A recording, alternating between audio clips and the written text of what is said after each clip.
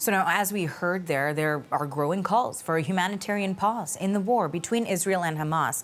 Both the U.S. and Canada say they support a pause to allow more aid to get to civilians in Gaza. Britain has also said that it would consider discussing a humanitarian pause.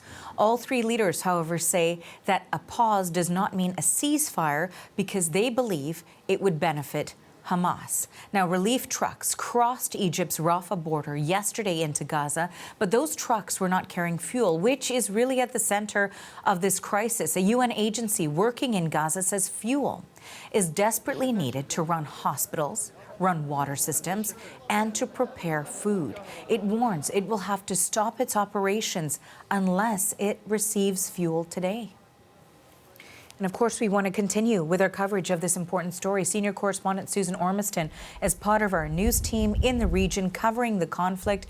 She's in southern Israel right now, close to the Gaza border, where tensions, of course, are very high. Susan, if you can just start by telling us what's happening where you are right now.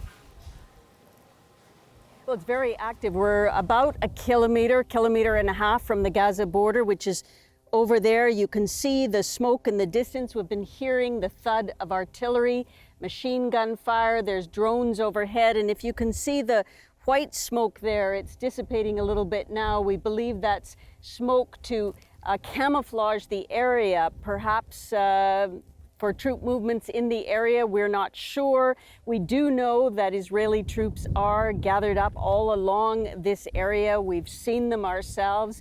We were told by a commander yesterday that they are ready to move in and could start rolling with 2 hours notice, but there has not been any call by the Israeli politicians to launch this ground incursion. One of the reasons is the intense pressure on Israel to pause, to wait, to allow space for hostage negotiations. There are 220 odd people trapped inside Gaza, seized by Hamas in that brutal raid on October 7th.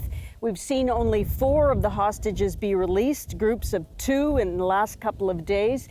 We are hearing that there are intense negotiations between Hamas, Israel, and Qatar as the go-between, a mediator, a chief player in these negotiations. The Prime Minister of Qatar said today that the negotiations are making some progress, he said, some breakthrough. Those are his words, and we remain hopeful.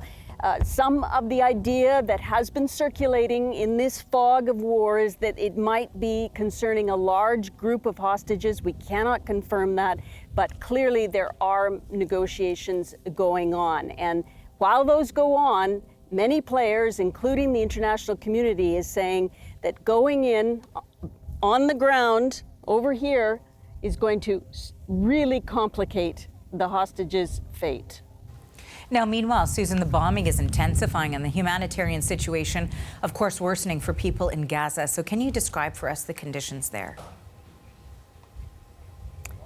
Yeah, I mean, as you can see, the attack on Gaza is continuing. There has been no pause, no end to the airstrikes and artillery that are going into Gaza. And we are seeing images from inside Gaza where we can't go, of heartbreaking scenes of people trapped under the rubble, under cement. A man trapped there trying to be rescued, but all he wants to know in that scene is whether his wife and daughter are alive. He's assured by a rescuer they are out, they are safe.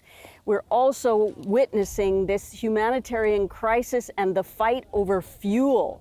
The main aid agency inside Gaza has said that as of tonight, if there's no supplies of fuel coming across from the Egypt border through the Rafah crossing, they will have to cease some of their operations. They need fuel for generators for the hospital. They need fuel to operate the desalination plants, which take salt out of the water, and they need fuel for cars to distribute the aid that's coming in. Precious little. There have been blockages day over day at that border. Israel is saying there is fuel.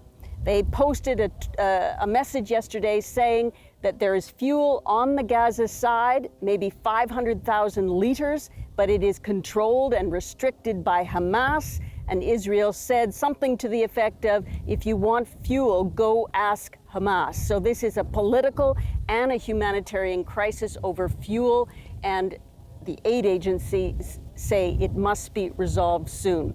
There is some hope that this pressure building may lead to a pause in the airstrikes to allow humanitarian aid to get through.